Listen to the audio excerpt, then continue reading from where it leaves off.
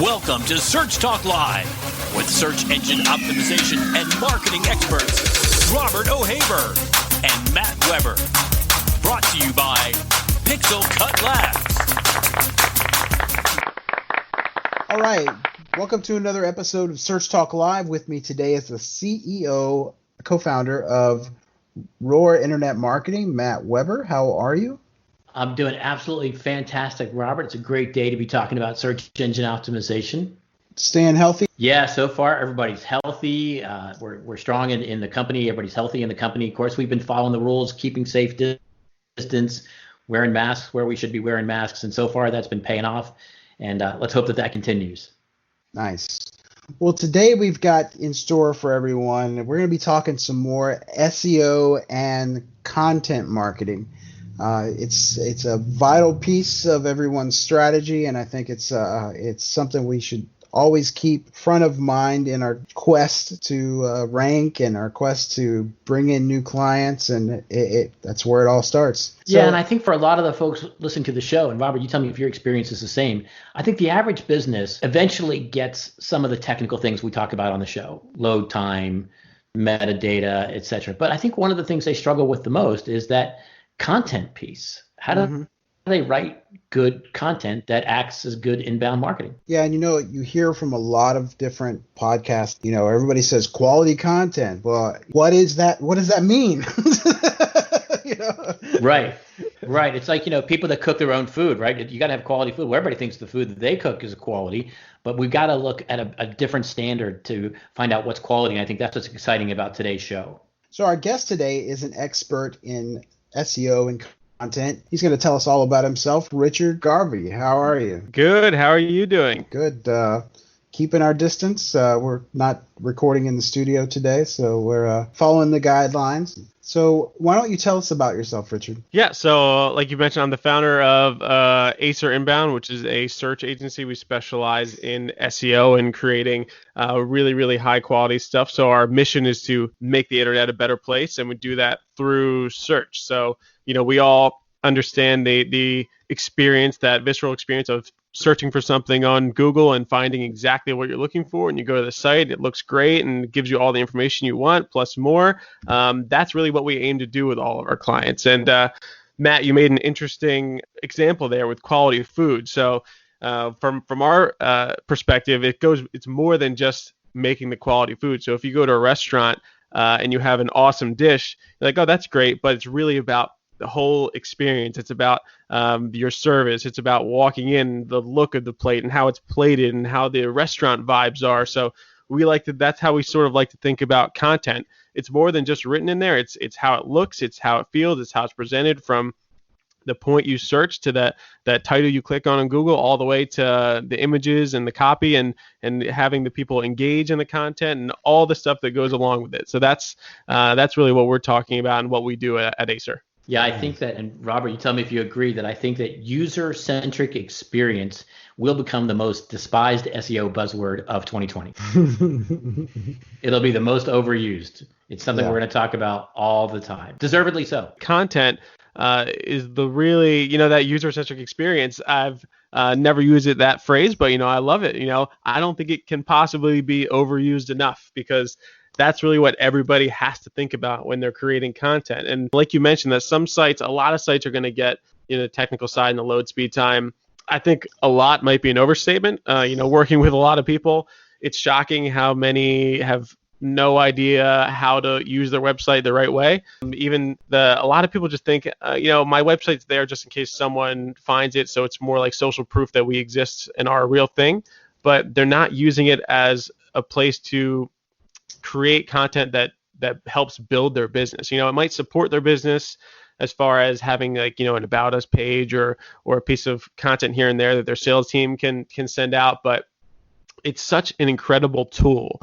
And we really are, even though it feels like we've come such a long way, even as far as in technology as a human race, we're at the beginning, and the technology as far as SEO, even though it's, a couple decades old, it's really just getting started, and Google's getting smarter and smarter, and the way to create a positive search experience is just to create better and better content. So I think that's good for everybody. Google's mission is to create a better experience for everybody, and that's what SEO's experience has to be. And I think that a lot of the times it's backwards. People create content based around keywords and SEO, and they really have to. We do it the opposite way. We focus on what's going to provide the target audience with the most value, and then we map that out.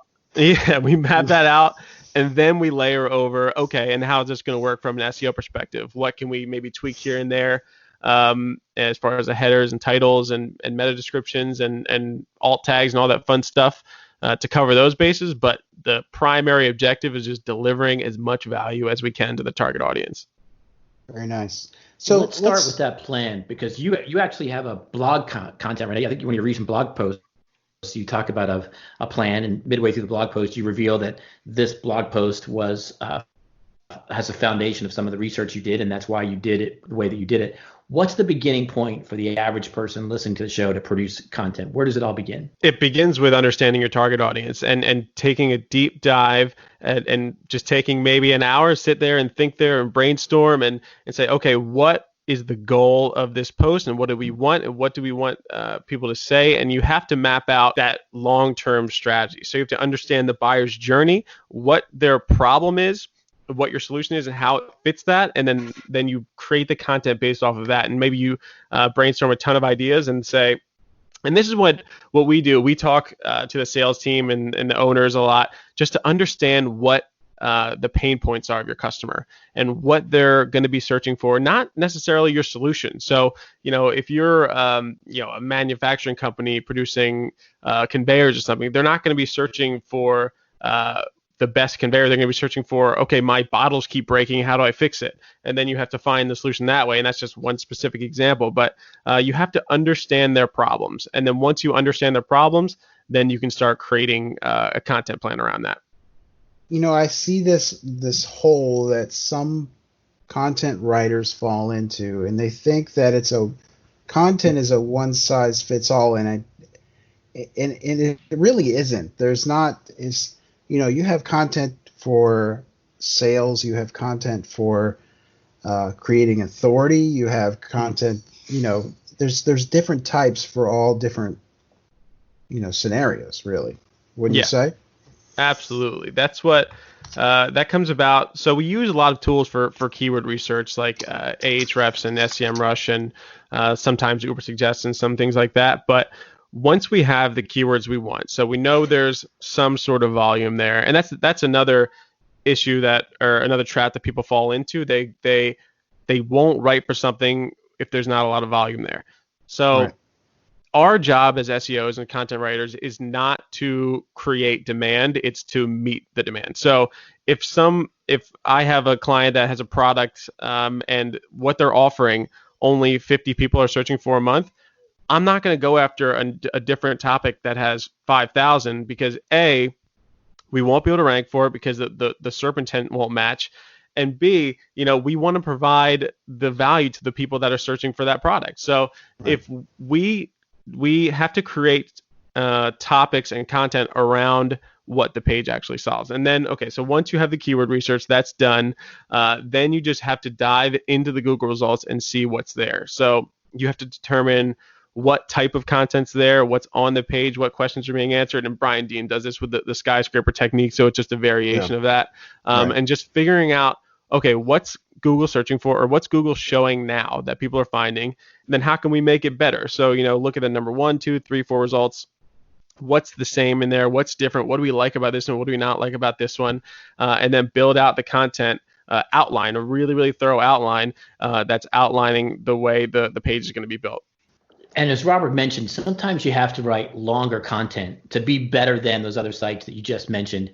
And those are people ranking ahead of you. What advice do you have to balance the need potentially for longer content with users' short attention span? Well, I would never add content for content's sake. So it has to be valuable, 100%. We go through this. I proofread everything. So when the outline comes through, if there's a section that I don't like or doesn't seem interesting, we take it out. If we write something and it seems redundant, or if it doesn't add value, we take it out. So we don't add content for content's sake. But once we have but you can write a lot about anything. So there's always more you can add. You just have to do a little bit more research and digging to find that true value there, and write through and make sure it's interesting throughout the whole thing. So making sure the header is interesting, making sure the intro is interesting, making sure every subsection is interesting and the headers are written well, and then breaking it up. So you have to have, at least our strategy is, you have to have a lot of visuals. So it's more like that Backlinko strategy where there's a lot of visuals, but again, not visuals for visual sake. If you're putting in stock imagery, if you're putting in random images just to break up the text, it's not going to keep people's attention because they're just going to go right over it.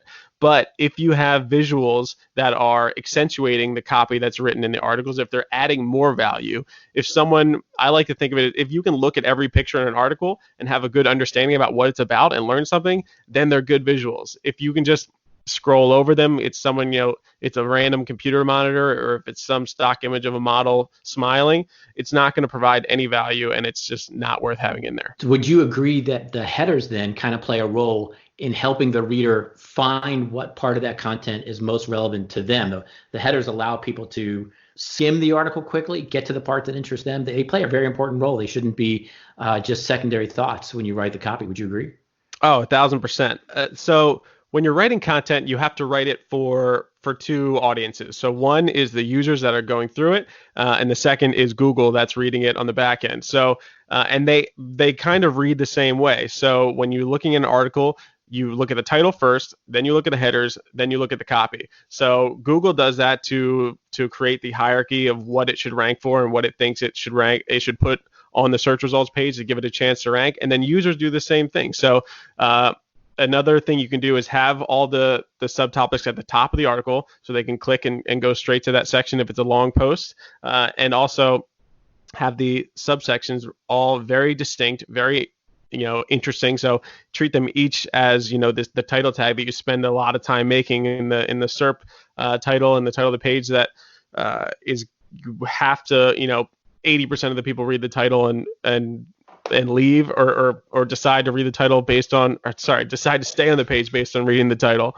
And a lot of the same is for the header. So you have to spend a lot of time making them really interesting and giving the person a reason to read it.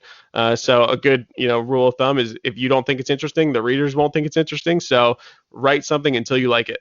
Yeah, and especially the title. And the title has to be catchy because someone scanning through, you want to have something that stands out. Yeah, there's a reason that all of us click on those clickbait headlines, even though we know they're trash, and because they're really interesting. It's like, maybe this one's different, and maybe it is the most exciting thing I've ever read. So they're usually not, but that's another thing that makes for number one ranked content is the value of the page matches the value that you think is going to be in there based on the headline. Right. Yeah, I think one of the best old school, if you'll forgive me for using that term, techniques that everybody learned in elementary school and middle school that shows up big in the digital content world is outlining. And people just have forgotten how to outline. And basically, you create a structure for content that is based on subtopics related to larger topics. Just that very fundamental skill becomes very useful in creating content digitally. Absolutely. And it just saves so much time. If you take more time creating the outline, especially when you're working with clients that have to approve the content, and everything is so subjective when you talk about great content. So no matter how good it is, a lot of times a client would have said it differently or something like that. So it's really, really important to have their input throughout the whole way. And one of the big things we do is creating a really thorough outline that goes over the sections, the subsections, what we're going to include in each, maybe links we're going to put here, visual recommendations, and all the keywords that we want to include in the article. And we don't start writing until the client says, yes, I love it. This will be perfect. Because then instead of having them rewrite big sections or saying, we don't like this, take this out and rewrite this, it's just the first draft is usually really solid. And there's always some revisions that need to be made, but there's nothing major that would result from not having that outline and having them scrapping a piece entirely or having to rewrite 2,000 words or something. Nice. Yeah, and particularly if you're listening to the show and you're running a shop, that's great advice, because if you've projected a project fee for this job and you've got a flat fee coming in, then you've got to control your labor cost. And the way to do that on the copy side, which is one of the harder places to control the labor cost, is to get that outline approved first, so that not only, as you described, Richard, you've got an acceptance level to begin with, but you've got something to compare it to. If they do reject a piece of copy downstream, you can say, well, you told us beforehand that it should do this, and it makes those discussions faster and easier. Absolutely, exactly. So what would your advice be to, let's say, a small business? We have a lot of small business people listening to us too, especially during the time of the coronavirus, where, they're having to shift gears and change their whole way of thought on business. Mm-hmm. What would your advice be on someone that doesn't know how to do keyword research, but wants to write something about their business to draw in attention? So the thing about SEO and creating good content is that it's very, very simple, but it's hard and expensive. So the way to create great content for a small business would either be to invest more than you're comfortable with and in an agency or a content writer or something like that, or invest a lot of time to learn. There are a ton of free tools out there for SEO that you could use, like Ubersuggest and some of the great blogs like Backlinko and Ahrefs and Moz and all these places where you can learn a ton about this stuff.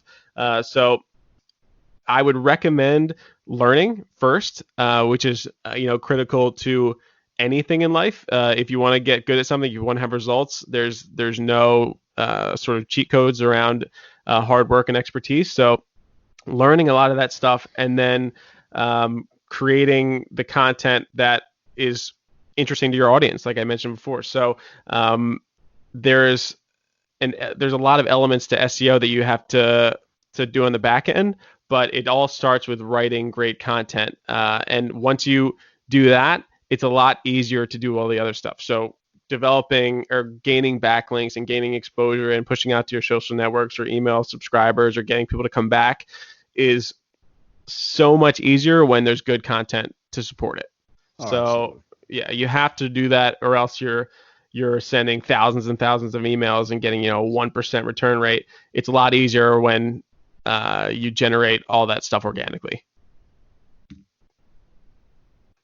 Richard, do you test a particular proposed keyword phrase via Google Ads before committing an organic content strategy to that phrase? I think with every company I work with, there is a Google Ads manager also that we work with. So we don't do Google Ads. So we chose to specialize specifically in SEO because when we started branching into other things like email marketing and paid ads, it just spread us too thin, and that's not where our sole expertise lives. So we decided to focus in on that. But I work very closely with companies that run the paid ads, so we make sure all the keywords make sense and have true volume behind them, because you can get a lot of information from Ahrefs and SEMrush, but some of that keyword stuff is not exactly accurate. So it's close, but it's the only way to really get that information is through Google Ads testing, because that you're paying for clicks and you're paying for volume and searches and impressions and all that. So we do double check that there is volume there, but a lot of the times we do not check that. So we just trust the Ahrefs and SEMrush that there is a significant chunk of volume there to create the content around. And once we have the topics outlined and confirmed with the client, so what we want to focus on, we're pretty comfortable with them, because there's so many secondary terms that go into them as well, that sometimes we'll write the content for a target keyword, and then we'll see it's starting to rank for a different keyword, and it's more volume and it's more valuable, and we'll sort of make optimizations on the fly and change around that. So we're very, very flexible with how we build out the pages and the content. But it's not never like a drastic change, but sometimes we'll make a few tweaks here and there after to optimize it further. What's your sense, Richard, of the action that you design for people to take on that page and how it has to be aligned with what they're expecting to do? So in your industry, maybe it's get a quote. In somebody else's industry, maybe it's get a price or get an estimate. How important is the alignment of the action that you desire on that page that you're creating with what the user's expecting? Oh, it's huge. So, like I mentioned earlier, you have to think about the customer journey. So we try to create content that's catered to each one. So, for example, one of my clients is a marketing platform that does texting. So, one of the pieces we created was, the ultimate guide to text messaging for business, and that's really just informative educational content that doesn't really have any pitches in it, because when someone's searching for that, they're just learning. They just want to know what it is, like how is it, the viability of it, what goes into texting for business, what can be done with it. Is it just for sales, is it for operations, is it just for marketing, is it all this stuff? And then once they get to the end of that piece, we want them to have a full understanding of the capabilities of what that is, so they're now an informed customer that can then go to that second stage of the journey, which is those how-to guides, how to create a text marketing campaign step by step. And that's when we start getting into some of the more salesy type stuff. So we talk about how to do it from a broad perspective, creating the target audience and making sure your goals are aligned and KPIs, but then also some of the specific actions that you can take on their platform and how it's a superior platform to some other of the competition. But we're not trashing the competition. Just say, hey, if you want this use case, this is better. If you want this use case, maybe use us. And then we have to optimize, of course, the core pages. If someone's searching for their brand, they have to find them. And a lot of times branded searches are overlooked, but you have to make sure those pages are fully optimized as well. So if someone's searching for them, they need to know how they can buy, a very, very clear page, what the prices are, what are the next steps, have those all over the page. So really understanding the journey of, thinking they have a problem, what's a potential solution? Okay, I know how to solve it. How do I do it? Who should I use? And then, okay, I want this company. How do I buy? A lot of folks listening to the show may say, that's all great stuff, but I'm just not a writer myself. And they're going to go out to the marketplace and they're going to look for a good content writer. And as soon as they do that search, content writer near me, they're going to see a whole lot of folks ranking for that. How does someone choose between a variety of writers to find out if they're a good fit for their industry and that they're good content writers? Great question. I wish I had a great answer. That is very, very hard, and especially for small businesses, including my own, because I am not a great writer. I fall squarely into that category. I love the outlines. I can edit pretty well. I have the ability to tell if something's bad. So like most people, it's a lot easier to go to a page and say, something doesn't feel right about this page than creating awesome content. But it's so hard for a small business owner to find great content writers, because getting dependable, high quality content is really expensive, which is why it's hard to scale really good content, which is an issue that we face of, how can we scale creating awesome content on a massive level, which is, I don't even know if it's possible yet, but we're gonna try to do that, because it's just really hard to, like you mentioned, it's a fixed price a lot of the time, so it's hard to fit a lot of revisions into that, and it's hard to trust someone to create even that first draft content. And if you say, okay, we want 4,000 words, they come back with 4,000 words you don't like, then you just sunk a lot of time and money into that. So I think the best way to go about it, which is what I did, is trying to find writers that you can test, maybe half price for a piece of short content. And then once you really like them, you'll probably have to go through a bunch. Then you could try to work out something more long-term with them. And especially if you're a small business owner using a freelancer, the prices can be pretty competitive if you find the right person. We use Upwork a lot. So writing a really descriptive job post about exactly what you want, about exactly what skill set they're looking for, and maybe the expertise. So if you want a marketer or a writer that can write about marketing, that can write about tech, that can write about law or something like that, having that in the outline of the job proposal, and then just cycling through until you find someone that you like and that fits your brand. Yeah, and I'd say for anybody listening to the show, the two things you should have before you hire a writer is you should have your own company list of do's and don'ts. And I'd love to say every company should have a brand book, but that's just not going to happen. But you should should have your do's and don'ts, which are part of almost your everyday conversation in your company. Hey, we never use the word kill, or we never compare ourselves to another company, or we never refer to ourselves in the first person. These are things that have come up almost every week in your company, and you should just jot them down.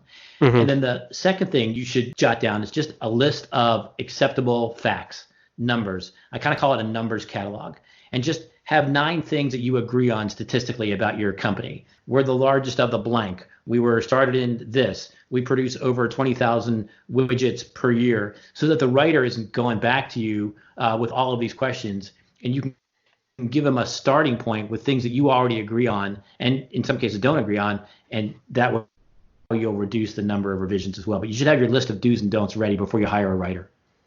Absolutely. And once you find a good writer, I would invest more in keeping them, and because you can have the brand book, you can have all these guidelines, but having the same voice is very, very difficult. And it takes a lot of edits and revisions. And no matter how many of those you can do, if you have different writers for every piece and you're trying to keep that same voice, it's difficult. So when you find someone that you really like, stick with them so you have that consistent feel throughout all of your content. Yeah, because you've got the cost of acclimation, which doesn't show up in your profit and loss statement. Every time you hire a new writer, you're going to lose time. You've got slippage in trying to get that writer up to the same level of speed where the previous writer was. So somebody who knows your voice, knows the brand, understands your do's and don'ts, definitely pay them a premium, because you'll save it on the back end.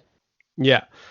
And you have to consider the long-term value of the content. So even if it costs you more up front, it's going to make so much more having really, really high quality content over the course of 6 months to a couple of years. Just understanding and investing in the future, which is a conversation as SEO we have to have all the time with prospects. Like, look, yeah, you will be paying for no results for a little while, but just trust us and it'll work in the end. Very good. Well, we got to take a break. Right when we come back, we're going to have what is called Who Influences the Influencer. We want to know, Richard, who influences you? All right. After these messages, we'll be right back. Hey, Brennan here, founder of the U.S. Search Award-winning SEO agency, Pixel Cut Labs. We're launching a new video series, and we're inviting the Search Talk Live family to get involved. So here's the deal. I'm opening up a group of one-on-one consulting sessions to fix your SEO roadblocks. If you're okay with us publishing a recording of the call on our website to promote our expertise, the consulting session is on me. If you're facing a crawl issue, struggling with creating effective content, or just need some help identifying the right keywords to target, go ahead and take the next 2 minutes, visit bit.ly/SEO call. There's no spaces, no capitals, no hyphens, bit.ly/SEO call, and tell me what you need help with. If I think I can help, I'll send over a few times for our consulting call, and you can choose what works for you.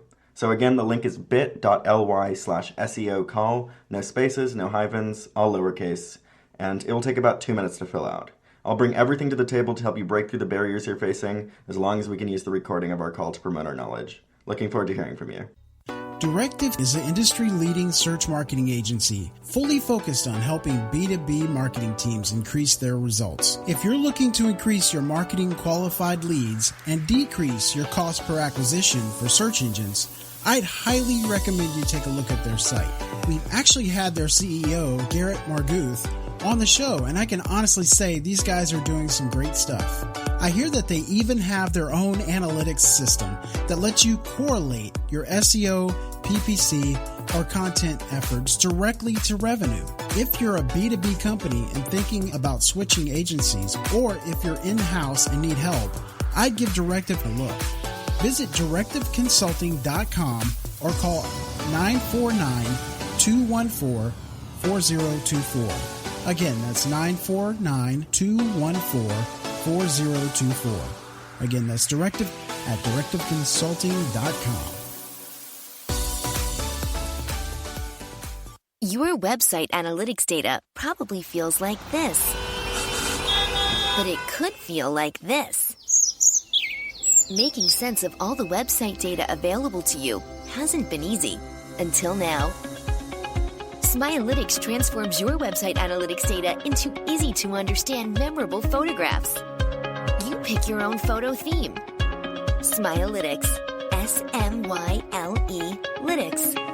Like analytics, only happier. And it's free at smialytics.com. Want to know how your website is doing? Get the big picture with pictures. It's the easiest and most enjoyable way to understand your website data. No charts, no graphs, no cost. Sign up today. Smylytics. S-M-Y-L-E Lytics. Like analytics. Only happier at smylytics.com. Get your questions in on Twitter. Type hashtag SearchTalkLive and your question. Now back to the show. All right, we're back.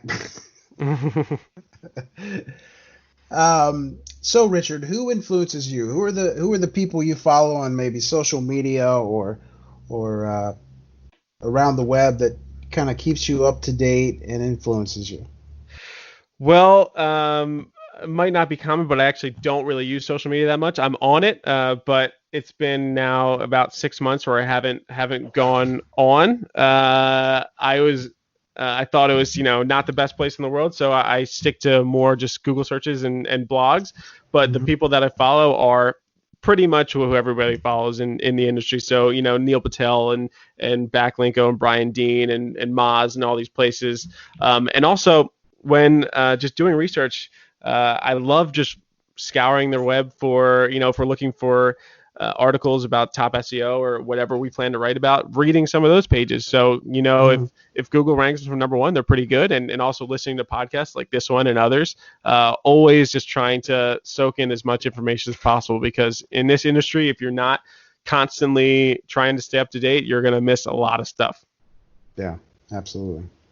Yeah, let's talk about a little different type of writing. Let's talk about writing descriptions.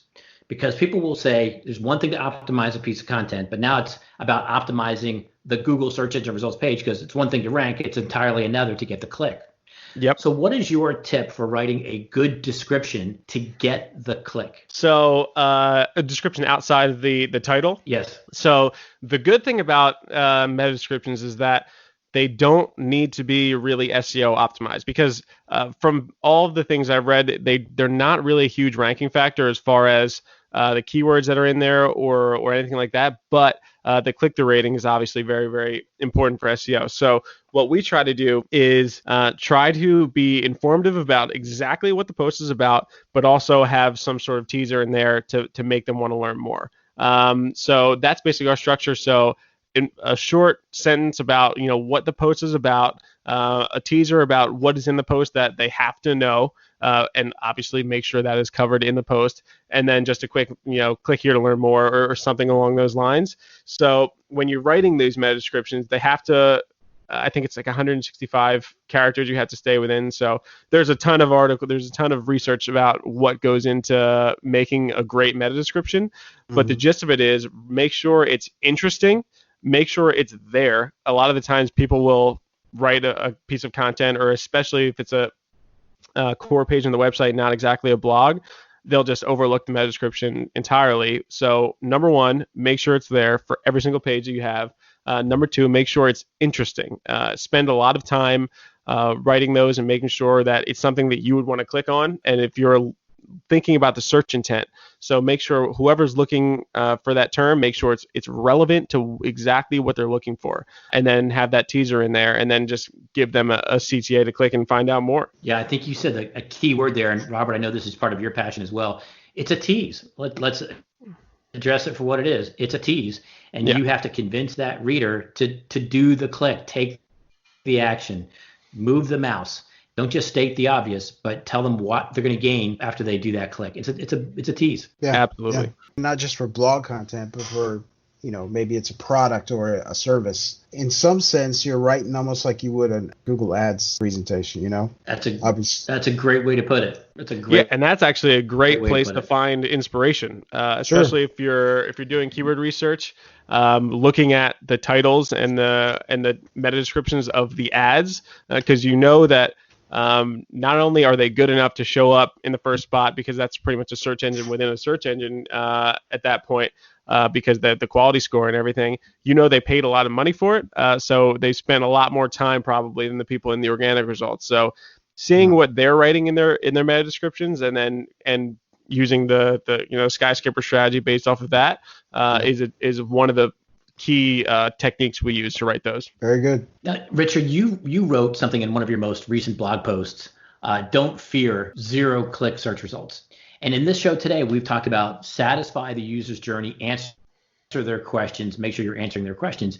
If you do that well in a blog post or a piece of content, you may show up as a featured snippet, which therefore means you may not get the click because the click isn't available to you. Why should we not fear the zero-click search result? Because we don't benefit from a click if that's what we end up with this great content. Because that's what, as SEOs, our goal is to create the best experience for the users. And if that means we can get them the answer they need without clicking on our website, sometimes so be it. That's how it is. That has to be our number one focus. So if we're only focused on driving people to the website and making conversions, then you're going to lose it ultimately. So I think ultimately you need to focus on providing as much value as you can. And you're not going to get nothing from it. They're going to see your URL there. They might, not notice it every time, but they're going to say, okay, that's a good answer. Maybe I'll come back to that next time. And also, if it's a featured snippet that they can get everything they need from that search, it's probably not a super high quality converting search in the first place. Because if you're trying to convert someone, it's going to need to be a lot of content. So if they can get everything they need from a paragraph, probably not the user you're trying to find anyway. If, someone's searching for, how tall is Tom Hanks and they don't have to click on your site, they're probably not going to be that valuable anyway, unless your goal is to get traffic and convert and monetize ads. But then you just got to create better content. So we have to be on the same page as Google as providing the top experience for users no matter what. So if that means they don't have to click on the site, so be it. Create better content that they need to learn more. Yeah. And if you're writing the content in a way that, if it's, let's say it's a service or a product, if you're giving the answer in a way that it gives them everything they need, in that situation, you really want them to click through to your site. So you want to make sure that you leave them hanging a little bit. Yeah, and it really talks to Robert, your point at the very beginning of different types of content for different purposes. Right. And that's where having a content plan comes into place, and just trying to attack these on a one-on-one kind of one-off basis as they come up isn't going to yield as much result as if you had somebody figure out the plan for you. What kind of content do we need for what kind of query, and map it out, and then it progressively works. Yeah, and as it comes to providing the answer, once they click into the article, I like to answer the search query pretty quickly, usually in the first paragraph to optimize for that search snippet. But then it's our job to make them want to learn more. So if they get everything they want from that first paragraph and they're not interested in reading on, that means it wasn't a good intro paragraph, and we need to do a better job. So the purpose of every line of every sentence is to get someone to read the next sentence. And to do that, you need to provide awesome, interesting content. And that's goes back to what we were talking about with the header sections, and making sure that each section is more valuable than the last, or at least equally valuable to the last, so they can read all the way through and get the intention that we wanted them to get out of that article. If we wanted them to learn everything about texting for business, we want them to read the whole thing, so then they can take the next step and try to learn more about the intricacies and how that company can help them do that. So the meta description is definitely a tease to get them to click in, but then once they're in there, I like to provide as much value as quickly as possible, and just keep them going through the article by adding even more. Because that brings up a valid point too. Those of you that think that you can just throw something out there, and in an SEO world, there's always tweaking and testing to make those things better. Yeah. We were on the same page for sure.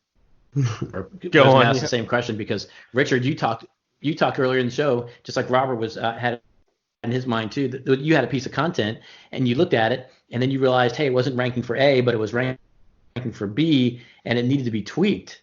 So how can you guide somebody listening to the show to when do you look at that content, and when do you know it didn't do what it was supposed to do, and how do you know when it should be updated? We typically don't look at the content until about a month after it's posted, so we get some traction. And then when we do all the research, it's usually through Search Console. So we look at, okay, what is it ranking for? Hopefully a lot of stuff, and where are those rankings within that top 100, and which is potentially leading the most traffic to that page, and then maybe we can optimize there. And also looking at the click-through rate relative to the title. So we have a rough idea about what the click-through rate should be in each position in Google. So if we see it's in the third position, but it's not getting the click-through rate it's supposed to, then we have to relook at that title. Or if we see that it's in the 8th position, but it's getting 15% of the clicks, so like, okay, it's just a matter of time till that goes higher into the rankings. So nothing to worry about there. So we have to make sure that all of the click-through rates are roughly matching what they're supposed to, and if they're not,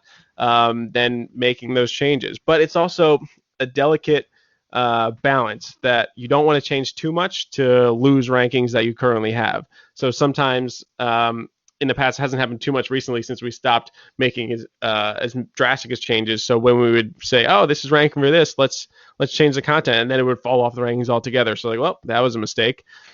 So we have to be really, really careful about not changing the intent at all of the article, not changing what's provided, but just slight tweaks to the title and slight tweaks to the tags and the headers within could make a big difference. Well, let's talk a little bit about getting more content seen. Like, for an example, you have related posts, stuff like that, so that you can lead people deeper into your site. Internal linking, that type of thing. Absolutely, yeah. Internal linking is critical when you're writing posts and having to push them around the site, having them open a new tab, especially. And then, you have to, when you're writing about something, if it makes sense to add an internal link or to add to another page, absolutely do that. If it will add more value, so if we're creating a piece of content that's covering a lot of topics, but we have a different post that covers a subtopic in enormous detail, absolutely it makes sense to link to that page. But when people get in trouble is when they throw in links everywhere just because the word matches the other page or something. It has to be under the lens of adding more value to the page by allowing people to link to other places that have more information about what you're talking about. Even if it's an external link, they're also extremely valuable. And even if it's a competitor, which is a little controversial to link out to them, but if they have a really great piece of content and it'll help your user will appreciate it. And I think it always works out to act in your customer's best interests, to think about how you can help them more. And if your competitor is better than you, just make a better product. So we don't like to do that a lot, but we're not extremely averse to linking out to other blogs that are written by people in the same industry. Yeah, especially if they're localized. So if you link to someone, let's say it's a lawyer, he's in Orlando, but you link to a Ohio. Oh yeah, absolutely. Blog post or something, that's not going to hurt them. Yeah, it just always has to be through the lens of like, okay, if sure, the person reading this would get more out of that by reading this article, then so be it. And then maybe you can get a link back from them as well. Sure. But that's not to ask for reciprocal links, because those are not good. Just had to throw that in there. Right? Yeah, just in case someone made a plan out of that. Don't do that. All right, well, I think it's that time, Matt. All right, Richard, it is time for Believe It or Leave It, one of the more popular parts of Search Talk Live. We're going to give you 3 statements we found on the internet, and we're going to ask you to tell our audience whether they should believe it or whether they should leave it. Are you ready? I'm ready. All right, here's number 1. You should put a video on your most important landing pages because videos increase time on page, and time on page is a user-centric ranking signal. You should put a video on your page if it will add value to the page, not because it will add time on page. Time on page is an important signal, but if you have a really great piece of content and you don't have any capacity to make videos and you think you're just going to film a video on your phone and say, hey, look, I added a video in there, it will not add time on page. It will make people click on the video and then leave your page and leave you thinking you're not a trusted source. So make sure your video is extremely high quality. Make sure it adds value to the content. And then, yes, I'd recommend adding video. And that's not saying you need a big studio or lights or anything, but make sure it's a really thorough video that is adding value to your user. And then yes, it will increase the time on page, and I would recommend using video because it is really interactive. All right, so do it because you want to do it well, not do it just to try to fake out the search algorithm. Do it because you believe in it and you believe in the content. Yes. All right. Question number 2. You should make your CTAs click-to-calls or a chat bot because form submissions are becoming a thing of the past. I'm going to say leave that. I don't want anybody calling me. So I would definitely prefer people fill out forms and schedule meetings, because having people cold call me all day, even warm leads, because a lot of the leads you're going to get are not going to be good. So I think you're going to waste a lot of time on the phone if you eliminate forms. But I would recommend having an automated form response to make people think to allow people to engage with you right away, allow them to schedule the meeting. If they're downloading an ebook, so any form of gated content, make sure it gets to them right away. Make sure it provides the value that they're seeking. But yes, I would say do not get rid of forms, because I personally believe they are not a thing of the past. I don't know what you guys think. Google put out an interesting piece of content a couple weeks ago, and one of the effects of COVID-19 is that the ratio of mobile traffic to desktop traffic is now changing in a very significant way, because people are working from home, and in turn, many sites are experiencing a shift back to form submissions and away from phone calls, because many sites are seeing a higher propensity of phone call clicks from a mobile device, right? Because it's just one action. You move your thumb and you click on it. Form submissions more likely to come from a desktop. And now that people are moving back to desktop because of working from home, we're seeing form submissions gain a little bit more traction. Yeah, I mean, I guess it all depends on your industry as well. So if you are, if you have a giant sales team and you're looking to sell products and they don't mind being called every day, sure, have your phone number on there. But if you're a small team or a small business owner or an agency, it benefits me enormously to have more information going into a call.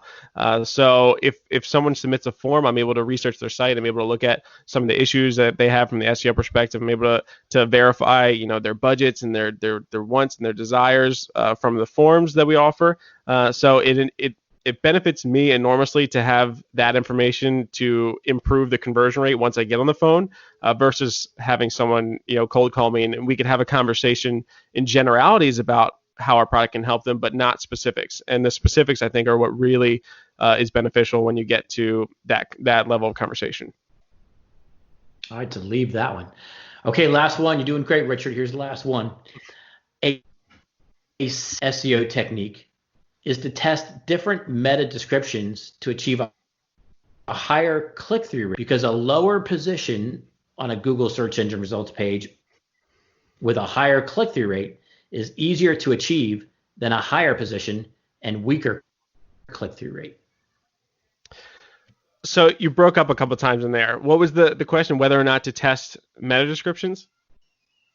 Yes, to achieve a higher click-through rate, because the author theorized that it is easier to achieve a higher click-through rate without improving your position than it is to improve your position with your existing click-through rate.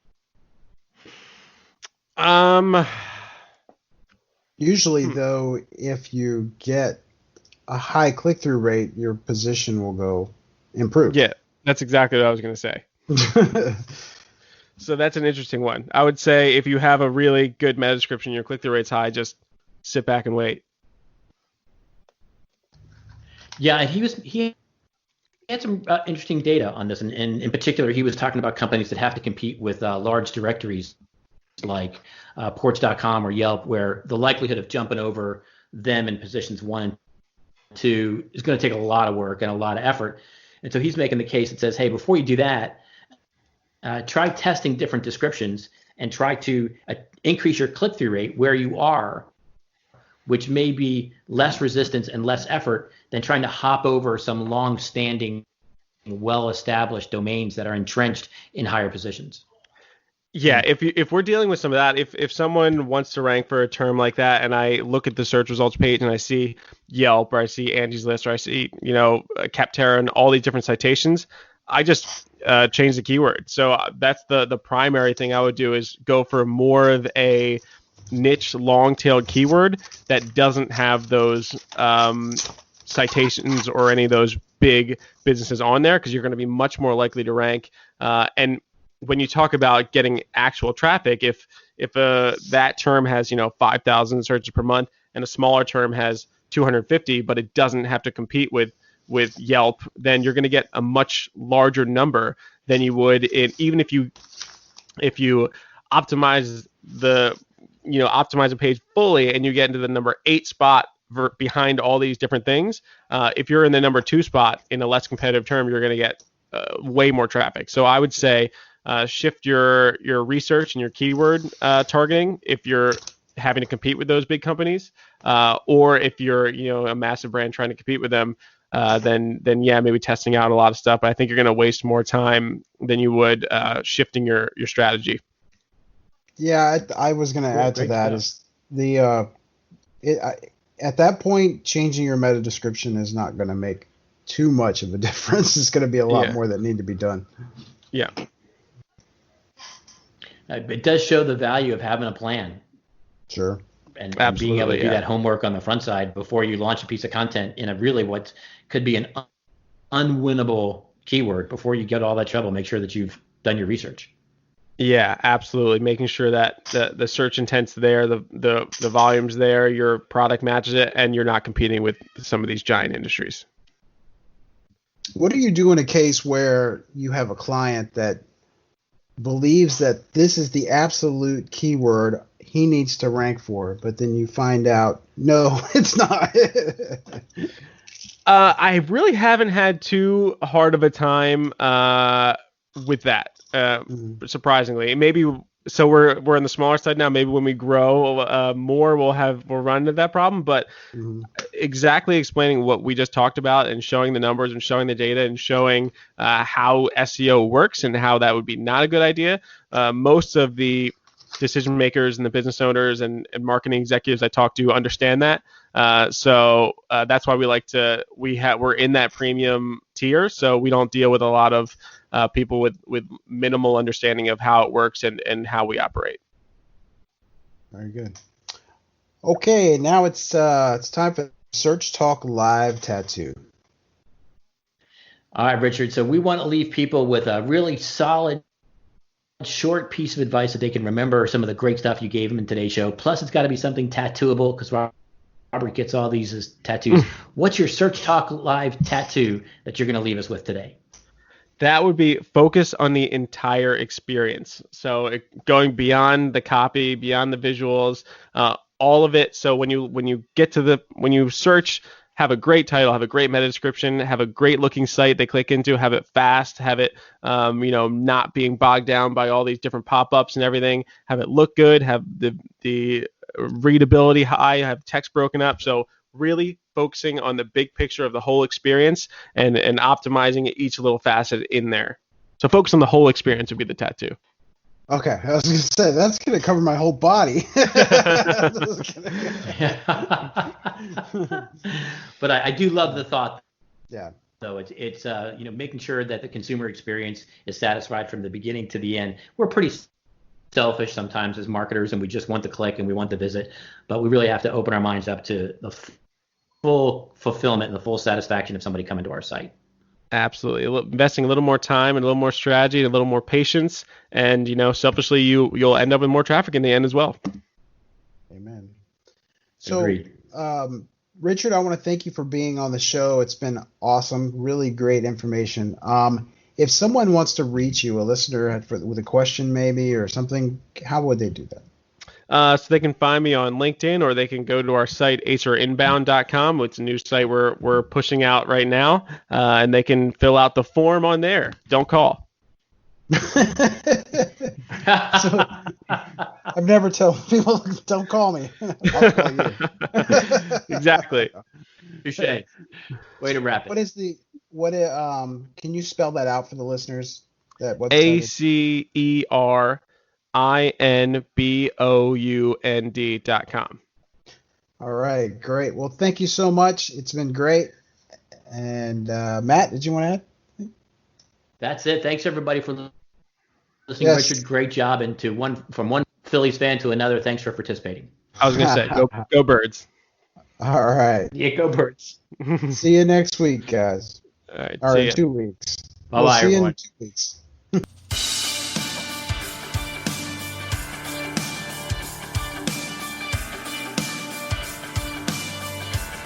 Search Talk Live is brought to you by Pixel Cut Labs, a 2019 U.S. Search Award-winning SEO agency. Welcome to Page One. If you have a question about today's show or would like to be a sponsor, email Robert at searchtalklive.com. That's Robert at searchtalklive.com.